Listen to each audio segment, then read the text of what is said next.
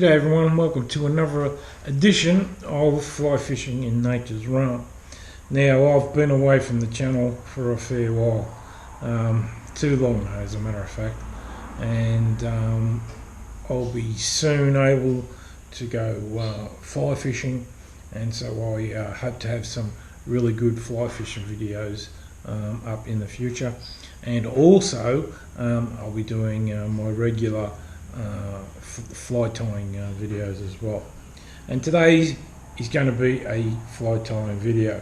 Now, as we can see, we've got a size 14 hook, and we'll be doing a dry fly.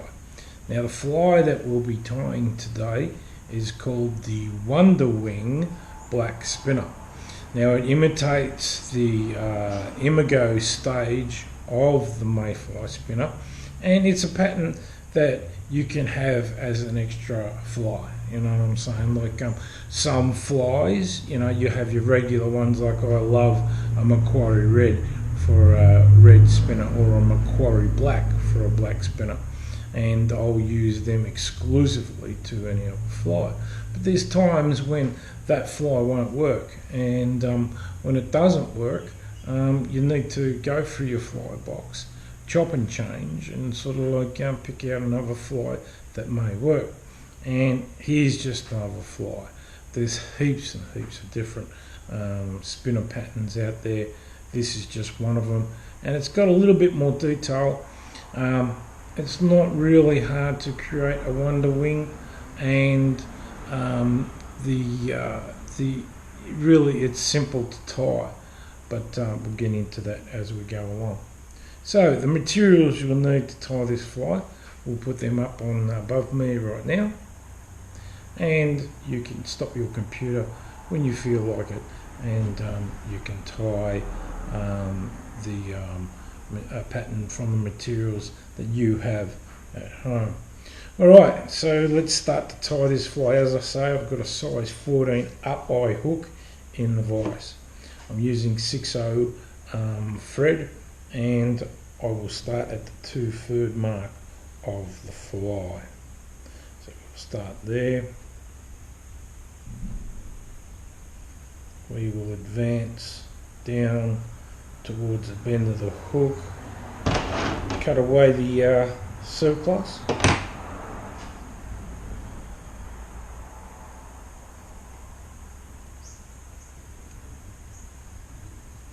and when we get in line with the barb, that's when we stop. Alright, now to tie the next stage, we need to create a Wonderwing, and to create the Wonderwing we will use, and here it is here, a Wonderwing. I'll do a close-up of it for you.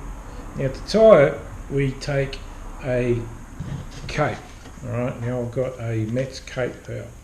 As you can see, I've used a lot of the bigger feathers for different things, more than a lot of other capes.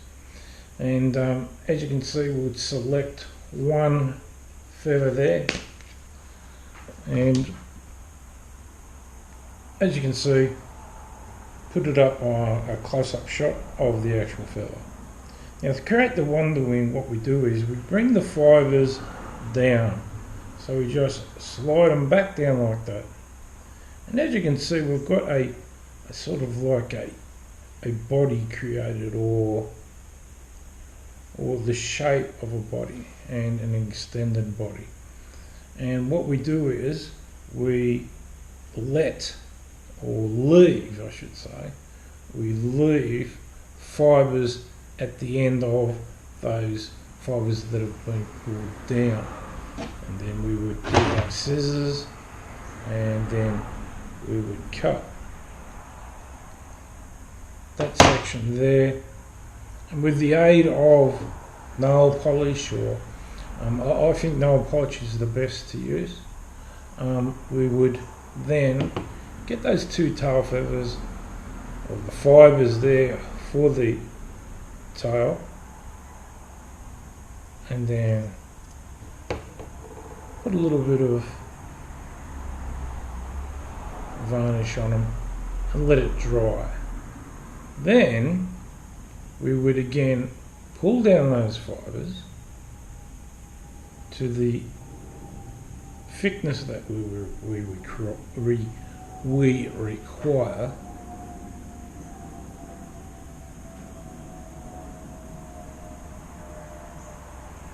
and then again with our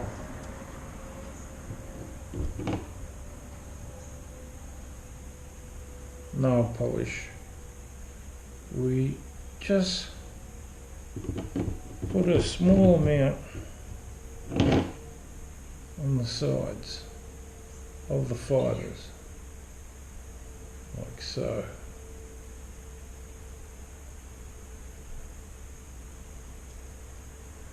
And then we again pull those fibres down nice and tight until we have the required thickness of the extended body. And I'll show you a close-up of that right now. So that's how we do the Wonderwing, and the Wonderwing will show with the main wing of the fly a little bit later on. So let's now, once we have let that dry, we have the two tail fibres sticking out from the extended body. We then tie that in. Now firstly we would cut away the excess there,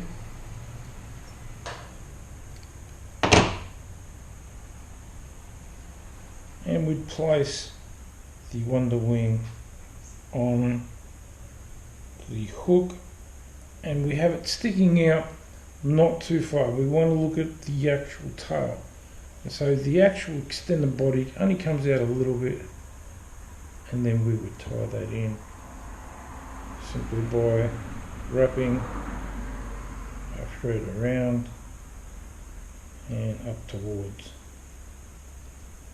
the eye of the hook. We might as well cover the eye of the hook now.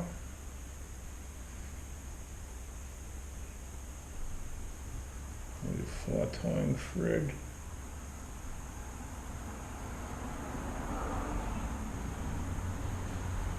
Now the great thing about this extended body is we can manipulate it to the shape of whatever. Now if you've ever seen a mayfly spinner on the water, it sometimes lays with its body flat out and tail, or sometimes it'll be sitting straight up, and we can manipulate that by bringing that up. It's got a bit of flex in it, and it'll hold it too, and the tails are there. So that's about what we'd probably want in regard to the tail and the extended body.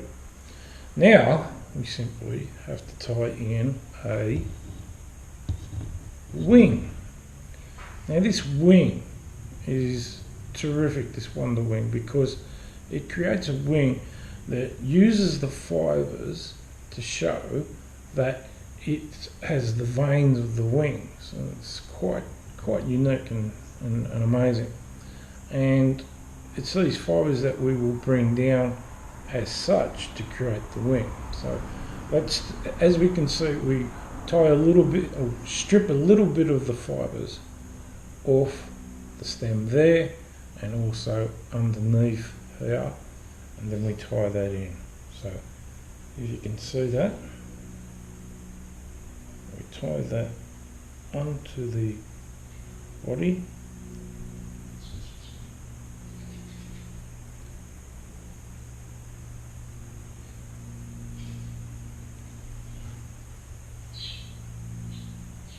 and we grab the actual feather and we can bend it forward.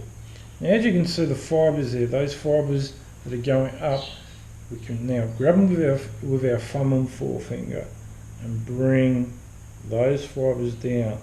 As you can see, that's too much of a wing there, so we release a few of the fibres, bring it back down, and that's probably about where we want to be.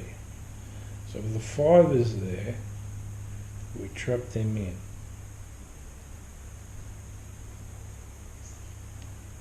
Let's have a look. Probably no, not good. Not properly in line there. So we need to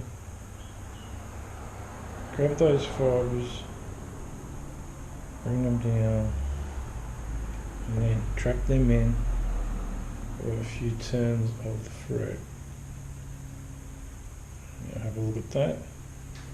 And that's not too bad. And as you can see there, we can tighten that, put another turn there, and that's probably about right. Now we need to judge the proportion of the actual wing, and as you can see there, that's pretty good. I'm pretty happy with that. And you've got the fibres there that create or give the illusion of veins. If you've ever seen a mayfly spinner's wings, even a dun's wings, have veins in the wings, and this imitates it, this Wonderwing. Now as we can see, the proportion's good. So now all we need to do is take our scissors, a nice sharp pair of scissors, and then we need to cut the top bit here.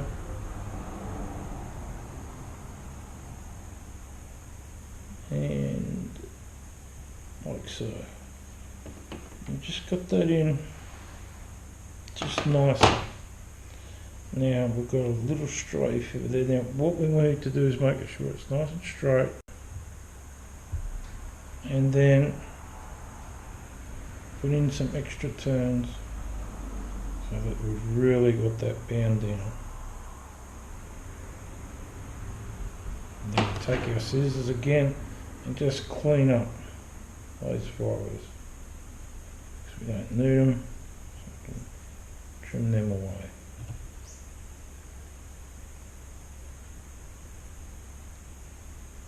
Okay. Now, just a little bit of a fibre there, which is now gone. One right there, and a few at the front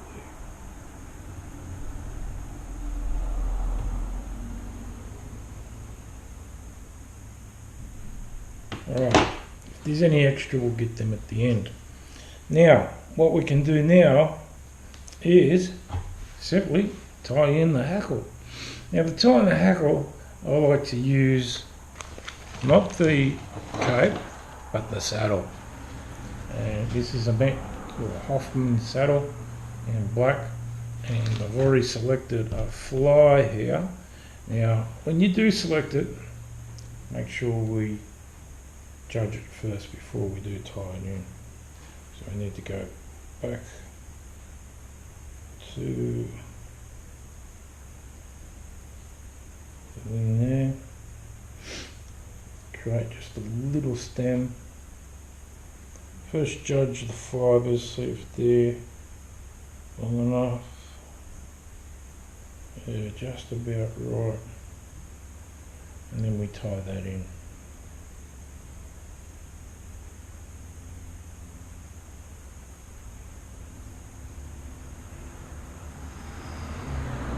And now with the Hoffman cape, you don't need hackle pliers, because with the length of the feather, it's just so great to work with. And then we create the hackle.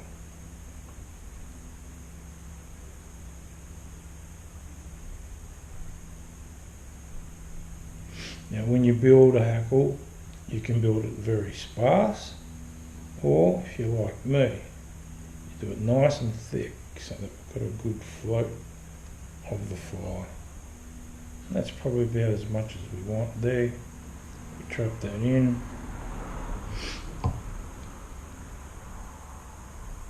2 to 3 turns. And cut away the actual saddle feather, like so. And then we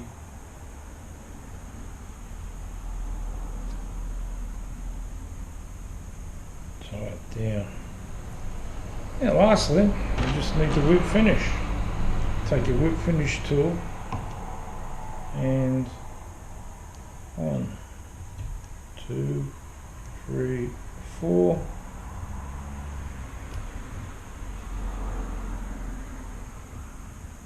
Do that again.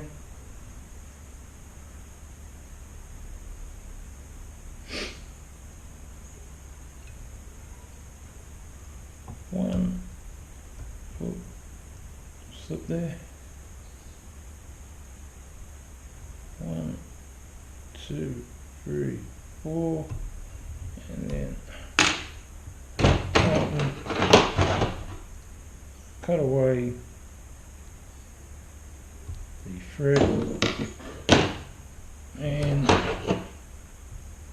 we can now just tidy up those stray fibres at the front.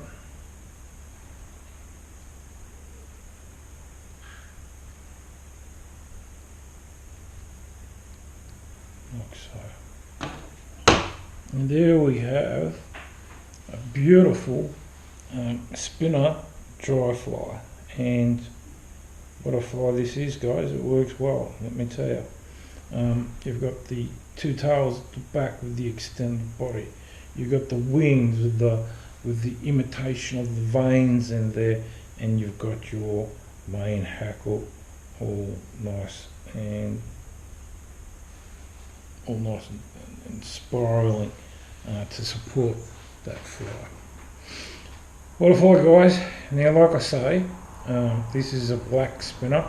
You could also do this in the more common mayfly spinner colour of orange or orangey red, and just by using your brown hackle fibres and capes and saddle fibres, and that's all there is to this fly. Works well in a lot of different places.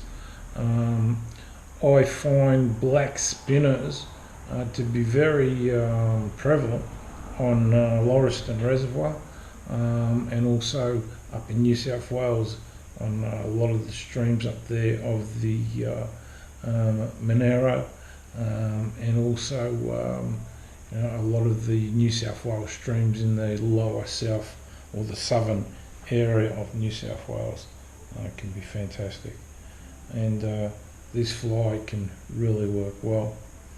Alright, guys, well that's another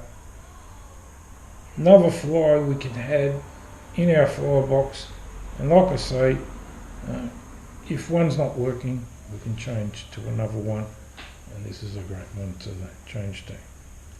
So as I said, I will be getting out fishing very soon, and I hope to also have a lot more fly fishing videos for you to watch and learn from, and also be still tying the flies that catch those fish.